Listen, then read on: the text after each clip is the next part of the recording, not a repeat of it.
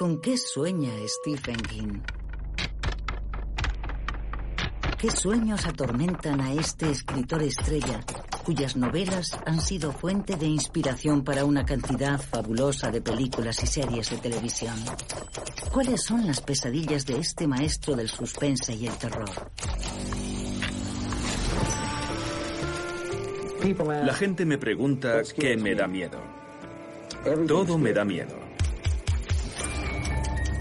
Quiero ser tu amigo. Quiero acercarme a ti, rodearte con mi brazo y decirte, oye, ¿quieres ver algo increíble? Es genial, ya verás, te va a encantar.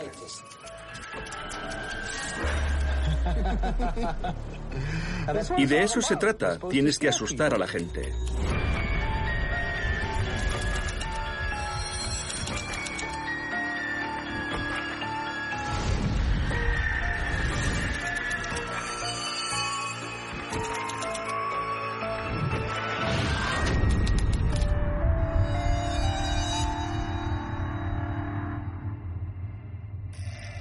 El 5 de abril de 1974, el mundo descubrió su nombre. Fue la primera heroína de una prolífica obra literaria que pervertiría el sueño americano. Carrie es la historia de una adolescente solitaria con un extraño y maléfico poder que convierte el baile de graduación de su instituto en una pesadilla. Contiene escenas tan terroríficas que no se pueden mostrar en este anuncio. Carrie, clasificada R. Torpe y poco agraciada en la novela, convertida en una criatura hipersensible en la película realizada poco después, la joven Carrie explota traspasando todas las fronteras del horror y convierte su baile de graduación en la antesala del infierno para vengarse de la crueldad de sus compañeros del colegio.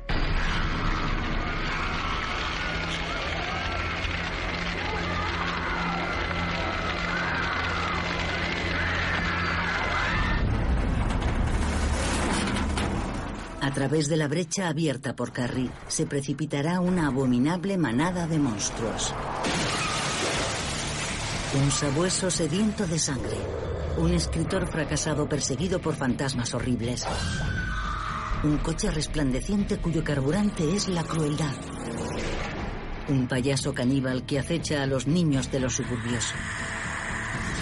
Detrás de todo ese horror, un solo espíritu atormentado, el de Stephen King. Es sencillamente el autor que más libros vende en el mundo. ¿Le avergonzaría que se lo señalara? No, en absoluto, me parece bien. Un novelista de una productividad sobrenatural que durante más de 50 años se ha mantenido como el emperador indiscutible de los relatos de terror. He hecho todo lo que ha estado en mi mano para que os caguéis de miedo. Es un trabajo duro, pero alguien tiene que hacerlo. Un autor que desde la saga La Torre Oscura a La Milla Verde ha representado como ningún otro el lado oscuro de la humanidad.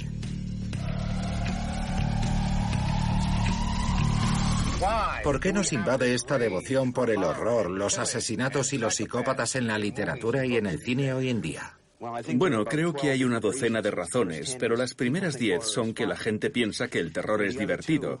Y las otras 2, creo que la gente está asustada. Y creo que las películas de terror son siempre mucho mejor negocio cuando la gente está asustada, cuando la gente está preocupada por su vida y ve en ello no solo una manera de deshacerse de algunos temores, sino también una forma de liberar su agresividad.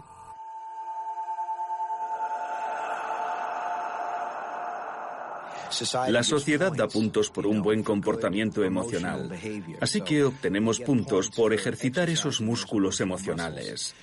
La sociedad aprueba el amor, la amistad, la lealtad, el humor, ese tipo de cosas. Pero por cada una de esas buenas emociones, tenemos otra oscura también. Tenemos miedo, agresividad, ira. Todos tenemos, supongo, impulsos y a veces tendemos al sadismo y ese tipo de cosas. Y un relato o una película de terror nos dan la oportunidad de ejercitar ese lado de una manera comparativamente inofensiva.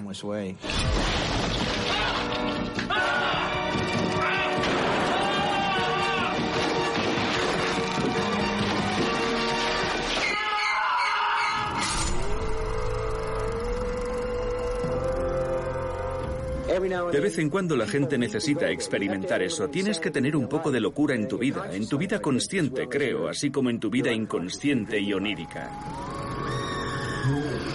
Otra razón por la que a la gente le gusta esto es porque se trata de un ensayo para la muerte, es una forma de prepararse. La muerte es el gran acontecimiento. Dentro de 200 años ninguno de nosotros estará aquí, todos estaremos en otro lugar. Y estamos en una posición muy incómoda. Somos las únicas criaturas, al menos hasta donde sabemos, capaces de contemplar nuestro propio fin. Sabemos que va a suceder. Tenemos que hacer algo al respecto para poder afrontarlo sin volvernos locos. En ese sentido, el relato o la película de terror son un poco como esas atracciones de los parques de atracciones que emulan la muerte violenta. Cosas como el descenso en paracaídas con el que experimentas tu propio accidente de avión, los coches de choque con los que puedes chocar de frente de forma inofensiva, etc.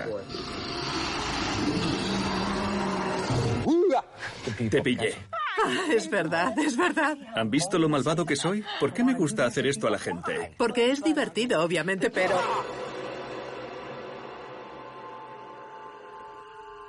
El monstruoso éxito que Stephen King cosecha desde el comienzo de su carrera, tanto en las librerías como a través de las innumerables películas adaptadas de sus novelas, demuestra un feroz apetito del público por lo macabro, incluso entre los espíritus más dóciles, lo que no deja de resultar inquietante. No creo que ningún niño se haya sentido impulsado a cometer un acto de violencia por un disco de Metallica, de Marilyn Manson o por una novela de Stephen King. Si estás buscando una excusa para ignorar el problema real y tratar un síntoma, puedes tratar las películas y los libros. Es como matar al mensajero porque te trae un mensaje que no te gusta. La verdadera cuestión acerca de la violencia en Estados Unidos, en contraposición, por ejemplo, a la violencia en Inglaterra, Escocia y sitios así, se resuelve con un solo elemento comparativo, y es la diferencia en la disponibilidad de armas. La clave son las armas. No obstante, hay toda una cultura de la violencia en este país, y yo sería la última persona en negar que formo parte de ello, pero solo soy hijo de mi cultura.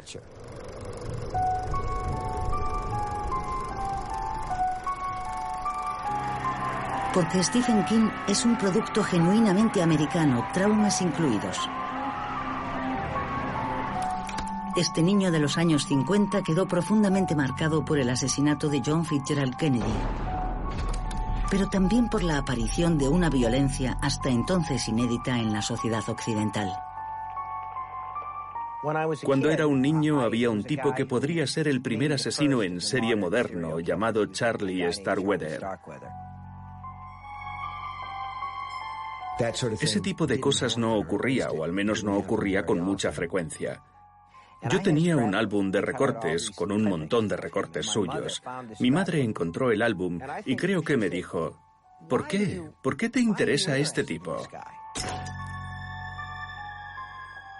Había una fotografía de ese joven que había matado a aquellas personas y sus ojos reflejaban un vacío total. Yo vi algo en aquel hombre que era inhumano, pero no quiero decir inhumano en el sentido de demoníaco. Era como el vacío, la nada, ni bien ni mal. Y lo que no fui capaz de decirle a mi madre fue que necesitaba investigar sobre aquel hombre. Necesitaba saberlo todo de él, porque si alguna vez me topaba con él o alguien como él, podría evitarlos. Yo creo que podemos ver, incluso con 10 años, el potencial de la persona que vamos a ser. Y... sí, supongo que oí su llamada. Oí su llamada como fuente de inspiración literaria. O hubo una voz interior que me dijo, este es el tipo sobre el que vas a pasar toda tu vida escribiendo, sobre esa clase de maldad. Así que este es el comienzo, la línea de salida.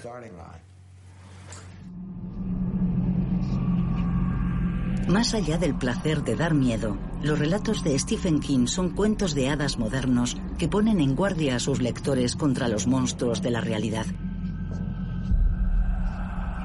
Esa ambición genera una de las obras más importantes de Stephen King, It, Una saga que relata la lucha de un grupo de amigos contra una entidad maléfica a la que se enfrentan de niños y más tarde de adultos. Desde su primera publicación, It se impone como uno de los pilares de la obra de Stephen King y de la literatura fantástica en general. Y 30 años después, esta novela alcanza un nuevo hito, convirtiéndose en la película de terror más taquillera de la historia, en una ambiciosa adaptación que tiene como protagonista al monstruoso payaso Pennywise. Hiya, Georgie. What a nice boat. Lo que quise con It fue escribir sobre cómo los niños tienen una mayor capacidad para percibir las cosas, pero también para creer en ellas y aceptarlas. En ella hablo del recuerdo más bonito de mi infancia, el amor y el terror, y encontrar una mano a la que poder agarrarte cuando las cosas se ponen difíciles y vivir en el mundo es doloroso. It tiene un núcleo temático coherente. No puedes ser un adulto en esta o en cualquier otra sociedad hasta que no acabas con tu infancia.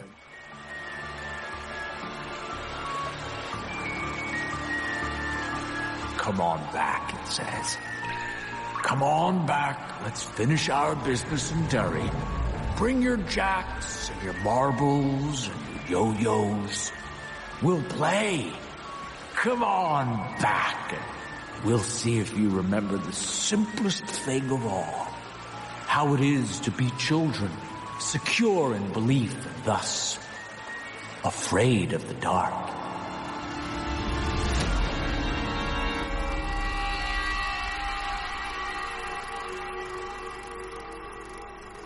Por tanto, lo que realmente quise hacer con It fue intentar crear un puente. Quería dar a los lectores adultos la oportunidad de revivir esos años en la medida de lo posible. Y se remonta, pienso, a los cuentos de hadas. Creo que una de las cosas que se supone que hacen los relatos de terror es transportarnos de nuevo a la infancia, donde todo parece estar fuera de control. Porque como adultos se supone que debemos tener el control, pero cuando nos paramos a pensar en ello no lo tenemos.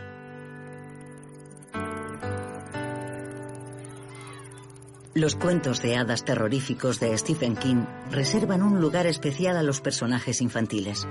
King escribirá: las historias de terror son también una reafirmación de la imaginación. En ese sentido, el trabajo del escritor de fantasía consiste en transportarnos de nuevo a la infancia durante un tiempo.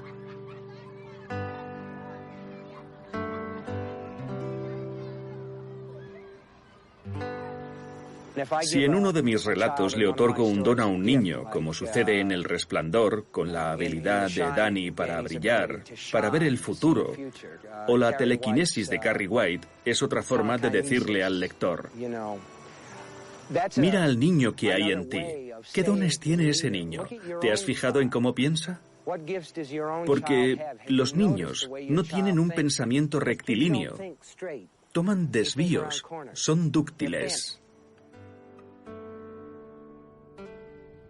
Una de las cosas que me interesa mucho de los niños es su capacidad de abrirse a mundos de ensoñaciones y fantasía. Se creen cualquier cosa. Si les dices que la gente puede volar, lo creerán. Creerán cualquier cosa que les digas. Y lo creen porque están locos. Y nosotros les permitimos que estén locos. No.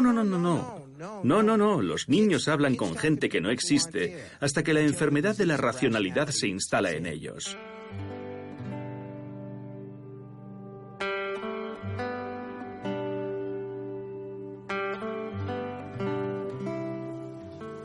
Permitimos a nuestros niños que estén locos hasta que tienen unos 8 años y entonces empezamos a decirles: ¿por qué no maduráis? ¡Madurad! Y lo hacen. Maduran. Se convierten en doctores, en ingenieros. ¿Qué pasa con su imaginación? Se encoge a medida que su cuerpo crece. Su capacidad para imaginar toda la gama, todo el mundo de maravillas comienza a encogerse. ¿Comprendes lo que quiero decir? Pagas un precio por madurar y es un alto precio. ¿Y a los adultos puedes enseñarles a usar su imaginación de nuevo? Yo creo que sí. Que una de las razones por las cuales acuden a mis libros es porque lo que intento decirles es: escuchad, utilizad vuestra imaginación de nuevo. Los relatos de Stephen King buscan reavivar nuestra capacidad de soñar, invitándonos a buscar la fantasía en la realidad más banal, la más deshumanizada.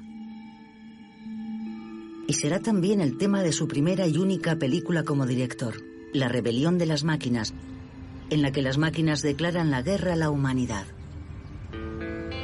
Vivimos en una sociedad tecnológica, por el amor de Dios, donde la mayoría de nosotros utilizamos cosas como la televisión, luces eléctricas, los hornos microondas, y no tenemos ni la más remota idea de cómo funcionan esas cosas, lo que es una especie de magia.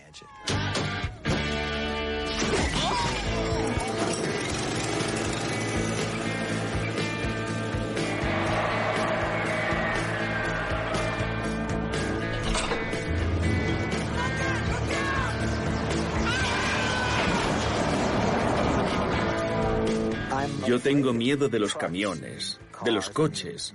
La rebelión de las máquinas trata de camiones. Christine trata de un coche que se conduce solo, porque cuando era un niño me parecían enormes y yo era tan pequeño. Entonces tenía la misma imaginación que tengo ahora. Recuerdo que siempre temía que uno diera marcha atrás y me atropellara. Y cuando miraba, los faros me parecían ojos. Hay muchos coches que parecen estar vivos. Me encantan las máquinas y al mismo tiempo me aterrorizan. A las máquinas no les gustamos. No les gustamos nada. Por eso la gente sufre descargas eléctricas. Por eso nuestros coches se averían cuando más los necesitamos y es de noche y llueve a cántaros. Come on. Come on, Christine.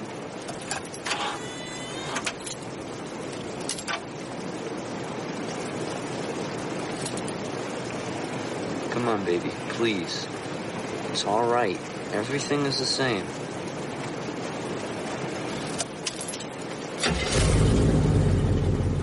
A mí este chisme me parece peligroso. Lo parece, ¿verdad? Me encantó Christine de Carpenter. Estuve riéndome durante toda la película. No porque fuera divertida, sino porque era ese tipo de risa que te produce descubrir que alguien ha entendido lo que quieres contar.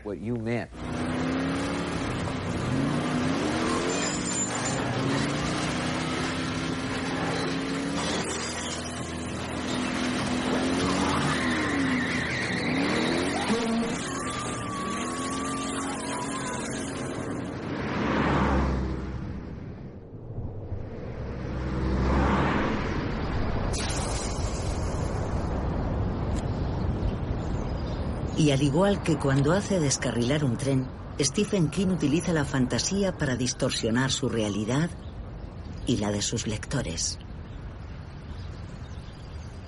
La gente dice que debes escribir sobre lo que conoces, pero lo que yo conocía era aburrido. Crecí en una pequeña ciudad, no había agua corriente, fui a un colegio con una sola clase que compartían los diferentes cursos. Aquí fue donde crecí, aquí, esta es nuestra casa. Todo el barrio ha cambiado mucho, pero esa era mi habitación. Escribí 2 libros que terminaron publicándose en esa habitación. Nuestro padre nos abandonó cuando yo tenía 2 años. Según mi madre, una noche le dijo que salía por un paquete de cigarrillos y nunca regresó.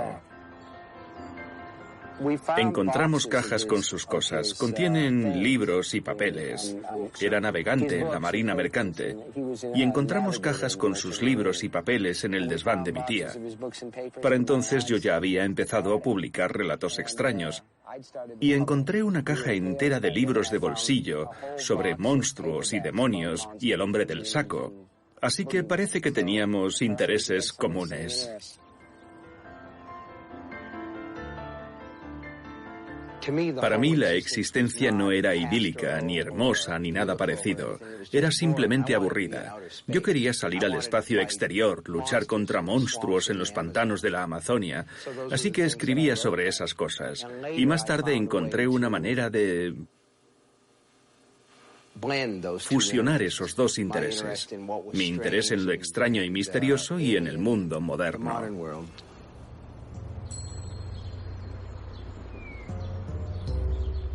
Para mí el truco consistía en encontrar una suerte de puente entre las historias de terror gótico que se escribieron en el siglo XVIII y el mundo en el que vivimos hoy, porque Frankenstein, Drácula, se sitúan ambos en Europa y hay una sensación de antigüedad en ellos.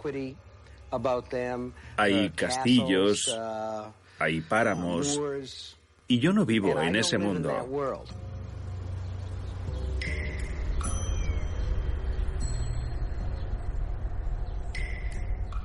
Me gustaba un escritor llamado Richard Matheson. Creo que fue el primer autor al que leí en mi adolescencia que hacía cosas que Lovecraft no hacía.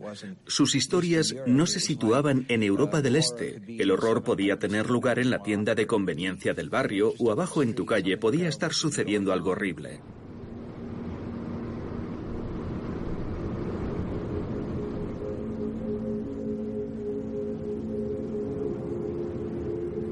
Para mí, cuando era un niño, aquello fue una revelación, algo súper excitante. Situaba el horror en lugares que me eran familiares.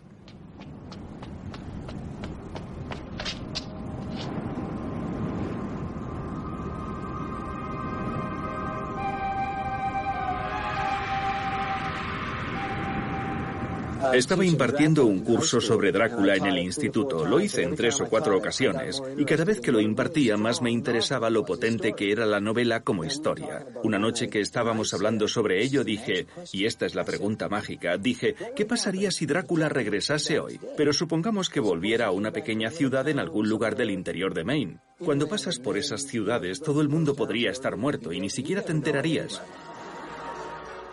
Y escribí una novela titulada El misterio de Salem Slot, en la que un vampiro europeo llega a una pequeña ciudad de Maine, Jerusalem Slot, se instala allí y abre una tienda de antigüedades, y convierte a todos los habitantes de esa pequeña ciudad, propietarios de hostales, barberos y policías provincianos, en vampiros.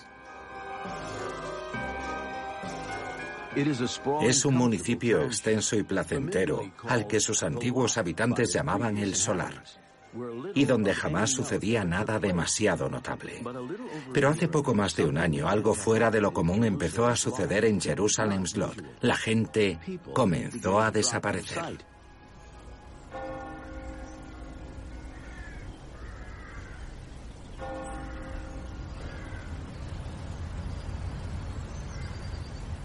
Muchas de sus historias están situadas en Maine. ¿Qué tiene de especial ese ambiente para sus novelas? No creo que sea solo el ambiente. Creo que escribiría historias espeluznantes donde quiera que viviera, porque así es como estoy construido, es para lo que estoy hecho.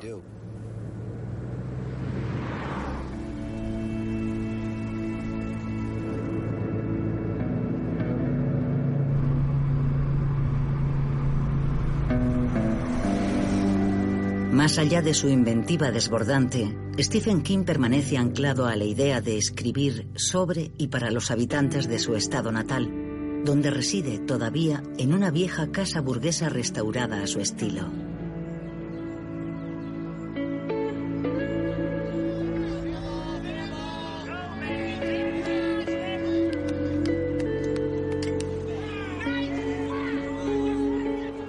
Me quedé aquí porque todo el mundo me conoce y yo les conozco a ellos. Y como escritor me he quedado por la misma razón que William Faulkner se quedó en Mississippi.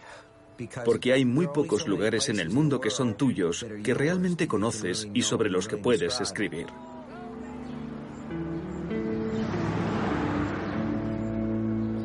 La gente de aquí me parece muy auténtica y muy real, en el sentido de que son personas que están ahí, trabajan duro. Claro que sí.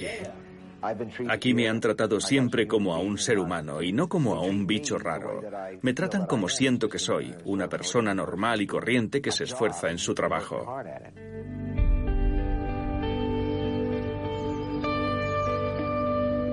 Profundamente anclada en una América rural, a menudo pobre, la obra de Stephen King es considerada una literatura fácil, accesible a la mayoría, un estilo popular que la crítica literaria percibe desde hace tiempo como vulgar y de un nivel inferior. Soy hijo de mi cultura y detesto la idea de que exista una una línea divisoria entre la literatura seria y la popular. Pero también creo que hay una parte de la crítica que dice: nosotros, los críticos, somos los elegidos, los orgullosos, los valientes, somos quienes sabemos realmente lo que es la literatura de calidad y no somos muchos los auténticos frikis empollones que comprendemos su verdadero significado. Machacándolos bien a todos. Bueno, lo he expresado así, pero lo cierto es que la crítica prefiere apoyar a autores que tienen un margen de repercusión bastante limitado. Y hay un sentimiento entre la verdadera inteligencia crítica de que cualquier autor al que le lee mucha gente no puede ser muy bueno, porque el nivel medio de los lectores es muy bajo. Y eso es totalmente falso. En cierto modo me he resignado a la idea de que se me considerará un novelista popular con virtudes de novelista popular y defectos de novelista popular. A veces recibo cartas de gente que me dice: no dejan a nuestro profesor que enseñe su novela en clase. Mi reacción es: de puta madre, genial, léela por tu cuenta y haz tu propio análisis de ella. Hazlo fuera de clase. Si significa algo para ti, eso es lo que importa. Pero si vuelves a leerla, me gustaría pensar que habrá algo más, aparte del impacto emocional, del viaje emocional con tique electrónico. La gente habla de leer entre líneas. Cualquier obra de ficción de terror, ya sea en forma de novela o de película, tiene subtextos. En otras palabras, la ficción de terror, la ficción de fantasía, la ficción imaginativa son como un sueño. Muchos de los sustos, de las pesadillas que tenemos en los libros y en las películas son simbólicos. Esa devoción por el subtexto, Stephen King la hereda de las novelas de ciencia ficción, de los cómics de terror y sobre todo de las películas de monstruos que devora vorazmente durante su juventud.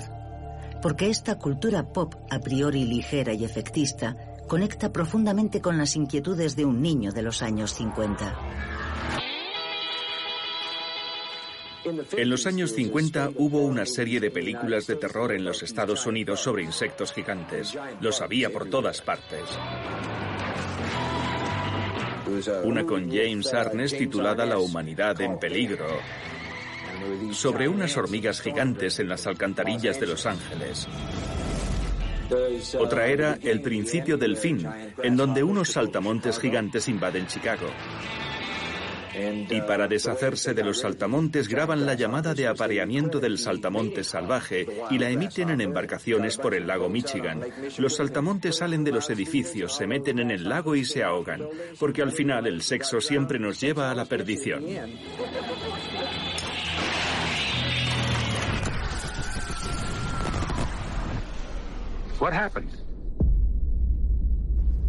La causa en todas aquellas películas era siempre la misma. Siempre era lo mismo. La radiación. La película empezaba con imágenes de noticias sobre la explosión de bombas. Y una y otra vez aquellos bichos enormes caían sobre las ciudades y las aplastaban, en una representación simbólica bastante clara de lo que un arma nuclear haría a una ciudad real. Cuidado con la niebla. Es radiactiva, está llena de veneno y se desplaza muy rápido. El viejo científico, al final de La humanidad en peligro, dice: hemos abierto una puerta que nunca podremos cerrar.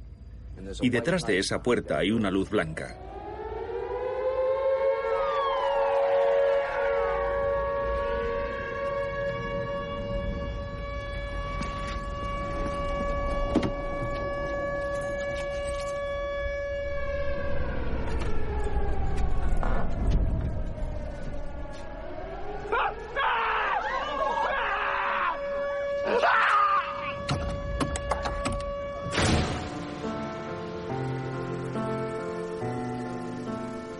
Escribo cada libro 2 veces. La primera vez, cuando sale de mi cabeza y llega a la página, lo que más me preocupa es el aspecto emocional. Pero en un libro puede haber más. Eso fue lo que me ocurrió mientras escribía Carrie, cuando me di cuenta de que el libro, además de ser una historia sobre una niña triste con poderes psicoquinéticos, era una historia sobre la sangre y lo que la sangre significa para nosotros. La sustancia real que proporciona profundas conexiones metafóricas con cosas como la religión, lavados con la sangre del cordero, con la edad adulta que en las mujeres está simbolizada en parte por su primera menstruación. La sangre también simboliza poderosas conexiones familiares que a veces detestamos y no podemos abandonar. No, Mama. Eve was weak. No. Eve was weak. No. Eve was weak. Say it. No, Mama. Say it. Eve was weak. Eve was weak.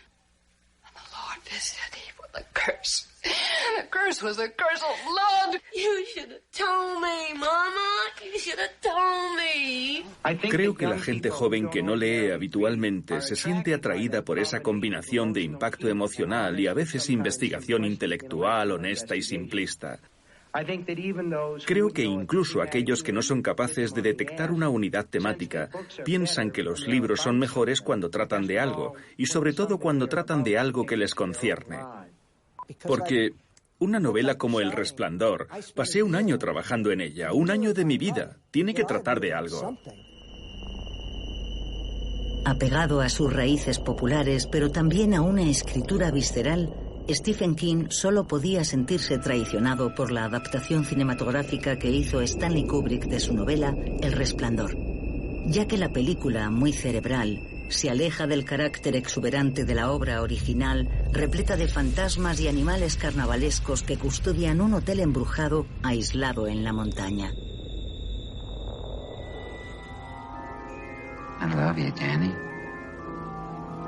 I love you more than anything else in the whole world.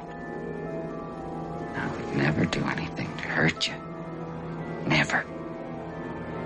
You know that, don't you? Hmm? Yes, Dad. Good.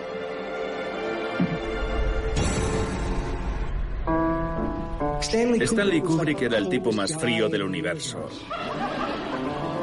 Y yo soy un tipo cálido, pegajoso y sentimental.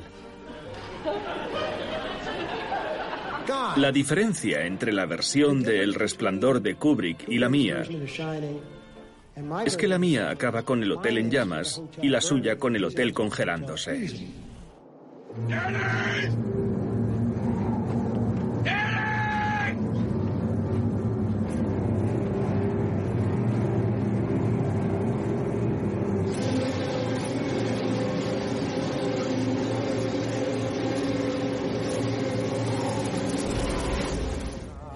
Creo que es una película muy ambiciosa, me encanta su factura y con el paso del tiempo me gusta cada vez más.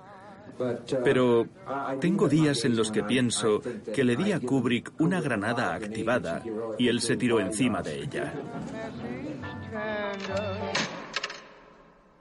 El resentimiento de Stephen King hacia la película de Kubrick se explica también por el carácter enormemente autobiográfico de la novela, pues a través del escritor alcohólico y violento Jack Torrance, Stephen King se enfrenta a sus propios demonios. Un día llegué a casa y Joe, mi primogénito, que entonces tenía 3 o 4 años, había llenado de caricaturas y dibujos un manuscrito en el que estaba trabajando. Y había mensajes súper cariñosos como «Hola papá» y coches y niños y hombres muy altos como suelen dibujarlos los niños con piernas muy largas como las de papá. Y yo pensé para mí, pequeño hijo de puta, lo mataría, lo mataría. Mira lo que ha hecho. Y eso se convirtió en la base del Resplandor.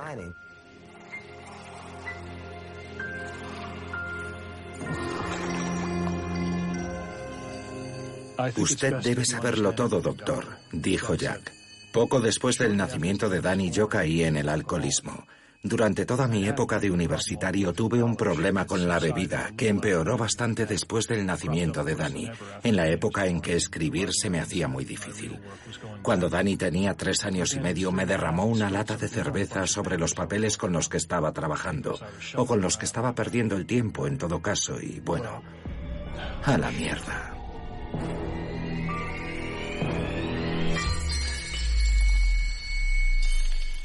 Lo que ocurre en mi vida aparece en mi ficción.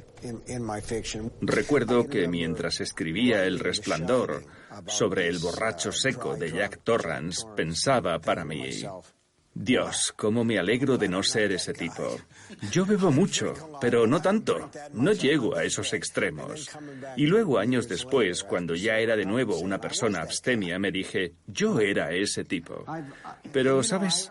Hace tiempo leí, y probablemente tú también, que había que escribir sobre lo que uno conoce. Y yo conozco la vida del escritor, porque soy escritor desde hace muchos años.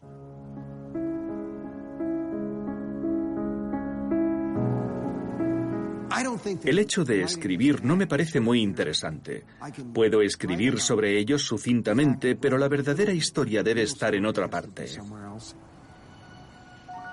It'll be a book in my honor for saving your life and nursing you back to health. Oh, Paul, you're gonna make me the envy of the whole world. You just expect me to whip something off, is that it? I expect nothing less than your masterpiece. En cuanto a Misery, que trata de un escritor que es secuestrado por su fan número 1, el verdadero interés reside en la relación, la dinámica entre la persona cuerda, que resulta ser el escritor, y la enloquecida fan.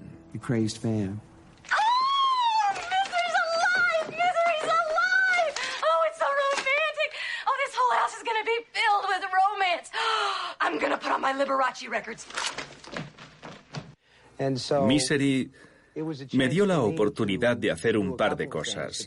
Hablar un poco de la relación insana que algunos fans tienen, ya sea con escritores, con estrellas del pop o estrellas de cine. Shh, darling. Trust me. It's for the best. Lo que Paul Sheldon descubre es que lo que Annie Wilkes le está diciendo es que lo que se le da bien es escribir esas novelas románticas y que lo mejor es que se dedique a lo que sabe hacer. Es triste, pero es así. Escribes libros para averiguar cuáles son tus sentimientos sobre las cosas, ¿no crees que es así? Sí, y si terminas sabiendo lo mismo que sabías al principio, será una mala novela, creo. Sí, es cierto. Tienes que saber más, un poco más que cuando empezaste. Tienes que tener una visión diferente del asunto. Y una de las cuestiones es que si dedicas todo ese tiempo a escribir un libro, deberías ser capaz de sacar en limpio algo más importante que un salario. Hay, por tanto, una faceta introspectiva en las novelas de Stephen King que se interroga con frecuencia sobre su condición de escritor de thrillers y de novelas de terror, como en La mitad oscura, adaptada al cine por un viejo cómplice del novelista, el director de La noche de los muertos vivientes, George Romero. It's time to start a new book. Oh, I don't think so. I'm finished with you. George Stark is dead. I'm not dead, Hoss. Not hardly. I'm just getting started. Trata de un escritor de literatura seria, Tad Beaumont, que tiene un alter ego que escribe novelas policíacas con el seudónimo George Stark, y cuando intenta deshacerse de Stark, de su seudónimo, este cobra vida y empieza a acosar a la gente para que Tad vuelva a escribir sobre él. Yo quería escribir sobre las diferentes personas que somos. Siempre me he preguntado quién soy cuando escribo, porque cuando escribo no estoy en la habitación conmigo mismo. He has to do that. It's essential. The writer has to let that inner being out of the lockup. He has to let it have a voice in his work, otherwise the work itself will be inhibited, timid, without passion. It'll be a pack of lies. La única vez que pensé que había ido demasiado lejos fue cuando escribí una novela titulada Cementerio de Animales, que se acercaba mucho a la realidad. El pueblo, Ludlow, es un pueblo real donde estuve enseñando literatura creativa. Un día mi hijo, que ahora es escritor por méritos propios y entonces era muy pequeño, salió corriendo hacia la carretera y yo fui corriendo tras él.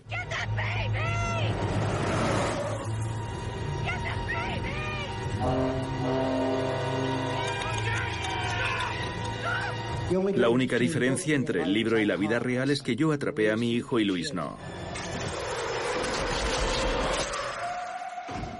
Pensé, esto es lo más horrible imaginable. Nadie querrá leer este libro sobre un niño que regresa del más allá y se dedica a acuchillar a todo el mundo. Dios mío, algunas cosas eran muy siniestras.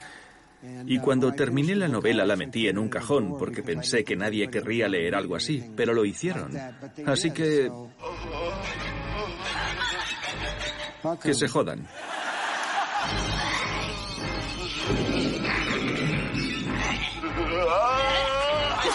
Cuando me siento delante de la máquina de escribir me convierto en un ser amoral. Pero pienso que mi responsabilidad como artista es solo contar la verdad. Puede que haya contado algunas tonterías sobre fantasmas, goblins, vampiros y muertos vivientes, pero me gusta pensar que he contado la verdad sobre el ser humano lo mejor que he podido. Y también me gusta pensar que es sobre los seres humanos de lo que tratan principalmente mis libros. Y si esa verdad implica un comportamiento violento como resultado de una situación, debo contar esa verdad. De lo contrario, mentiría y me convertiría en un ser inmoral. You don't have much faith in humanity, do you? None whatsoever. I can't accept that. People are basically good, decent. My God, David, we're a civilized society. Sure, as long as the machines are working and you can dial 911, but you take those things away, you throw people in the dark, you scare the shit out of them. No more rules. You'll see how primitive they get. You scare people badly enough, you can get them to do anything. Si Stephen King anima a esos monstruos a llevar al ser humano a sus límites, es para poder mostrar mejor las disfunciones de nuestra sociedad con una ferocidad a menudo regocijante. He tenido la oportunidad de hacer cosas bastante subversivas. En La danza de la muerte tuve la oportunidad de escribir sobre lo que ocurre cuando finalmente nos damos cuenta de que nuestra tecnología ha superado a nuestra moralidad. En La zona muerta pude hablar sobre la alienación del prodigio. La persona que sabe algo puede hacer algo diferente al resto. En La tienda pude hablar sobre la codicia en los años 80 y lo divertida que es cuando reflexionas sobre ella, y lo hilarante que fue ser americano durante los 8 años de la administración Reagan. Fue la monda vivir aquello. Shithead! I sell quality pre-owned yachts, you miserable fucking scunchbutt! Shut up! Shut up! You know, guys, I moved here and I thought, great, I'm out of the big city and I'm finally in a place where everybody isn't going to be crawling up everybody's asshole every day. A place where maybe my biggest nightmare was going to be getting some goddamn cat out of a tree. But forget that. Everybody is insane everywhere! No diré que somos una sociedad perezosa y con sobrepeso. Una generación que se alimenta de comida rápida, conduce todoterrenos, se atiborra de soda y cerveza, ve televisión, viste ropa de la talla XL y sale a pasear y no a correr. Aunque me parece que acabo de hacerlo.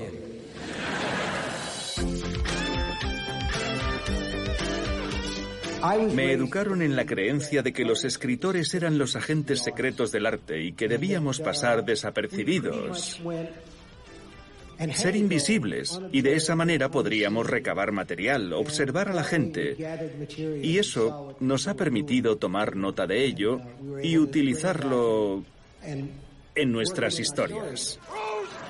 In the name of Christ, man, beg for his mercy, because you'll get none from me. He's struck down by his almighty swift sword. Stop it, Ian! You godless heathen! Rot in hell, Willie Rolls! En la primera línea de los poderes malignos contra los que King combate en su obra se encuentran los fanáticos religiosos, cuya violencia mística se presenta como una temible fuerza destructiva.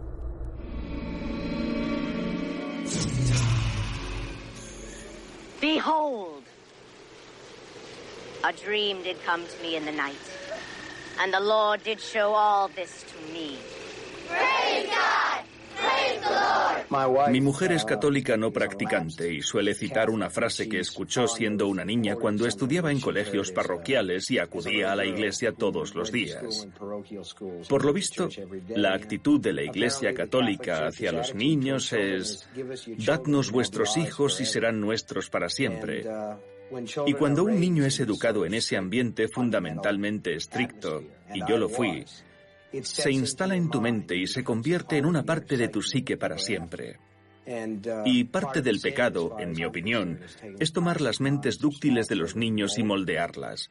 Y en Los Chicos del Maíz lo que intenté presentar fue un caso extremo producto del fanatismo religioso.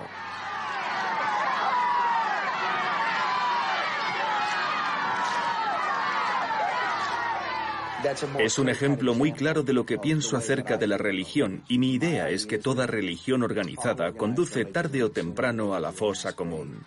Si alguien te ofrece una Biblia para tu mano derecha, antes o después te ofrecerá una pistola para tu mano izquierda. There is one God, the God of the Israelites. And he is a stern and vengeful God. And we have been mocking him far too long. And now he demands retribution in blood. It is time to declare yourselves. Take sides, the saved and the damned. Read the good book. It calls for expiation, blood. What? Cuando sus héroes se enfrentan ya sea a iluminados o a necios, King siempre pone en guardia a sus lectores contra el abuso de la colectividad, en particular cuando crea personajes de dirigentes carismáticos que se aprovechan de las debilidades de sus partidarios. Es el caso del político populista Greg Stilson, que interpreta Martin Sheen en la adaptación de La Zona Muerta, dirigida por David Cronenberg. Well, you gotta be in good shape to go the full distance for those big boys down in Washington. Right. You gotta stay in shape all the time with those boys. You can't turn your back on them. You gotta stay in better shape than this country. What the hell is happening to this country? Can anybody tell me what the hell is going on? Es curioso, preconicé a Donald Trump cuando escribí La Zona Muerta y... Seremos más fuertes, más grandes y mejores como país que nunca antes. Estamos en el buen camino. Fíjense en la forma en que Donald Trump recurre siempre a lo mismo. Esto y aquello va a ser enorme, o esto y aquello va a ser fantástico. Esas palabras en sí mismas no significan nada. A los políticos les está permitido perderse en generalidades en lugar de ser específicos. Nosotros no lidiamos con generalidades. Funcionarios electos que se supone son los mejores a menudo recurren a la desinformación absoluta. Don't you see what he's done? We're all decent people. We are! And he's preyed on our weaknesses, on our hatred and our greed and our prejudice and our fear. Don't you understand? He runs on hate. And he's used it to turn us all against each other. Desde sus pesadillas a sus cuentos, King siempre nos dice, en definitiva, lo mismo. Solo una mente despierta puede defenderse de los monstruos. A imagen y semejanza de los héroes de su cuento El Cuerpo, que inspiró Cuenta conmigo, la adaptación cinematográfica dirigida por Rob Reiner, King nos invita a enfrentarnos a nuestros miedos para salir de esa prueba un poco mejores, un poco más sabios. La película Cuenta conmigo trata de 4 chavales que caminan por unas vías de tren para ir a ver un cadáver. Es una historia de búsqueda. Es muy sencilla. Son 4 chicos que van a ver algo. Y en el camino, según uno de los propósitos clásicos de las historias de búsqueda, se supone que vas a descubrir cosas sobre ti mismo. You could be a real writer someday, Gordy. Fuck writing. I don't want to be a writer. It's stupid. It's a stupid waste of time. That's your dad talking. Bullshit. Bull true. Vivimos en una sociedad en la que muchos creen que las bibliotecas y otras labores culturales son de menor importancia, como si aprender a pensar fuera algo que sucede de forma natural, como aprender a andar. Créanme, no es así. Aprender a pensar es el resultado de un trabajo duro y un esfuerzo constante. No creo en el llamado embrutecimiento de Estados Unidos, pero a medida que la lectura diaria disminuye, y es un hecho, el pensamiento analítico también disminuye. Mi esposa y yo tenemos una fundación y tratamos de apoyar a todas las bibliotecas que podemos, porque creo que son un recurso muy importante en nuestras comunidades y significaron mucho para ella y para mí cuando éramos jóvenes, porque no teníamos dinero ninguno de los dos y amamos los libros, y ahí es a donde vas a conseguir los libros. La habilidad para pensar con claridad y con lógica es necesaria para tomar buenas decisiones, y la capacidad de pensar con claridad crece junto con la capacidad de leer.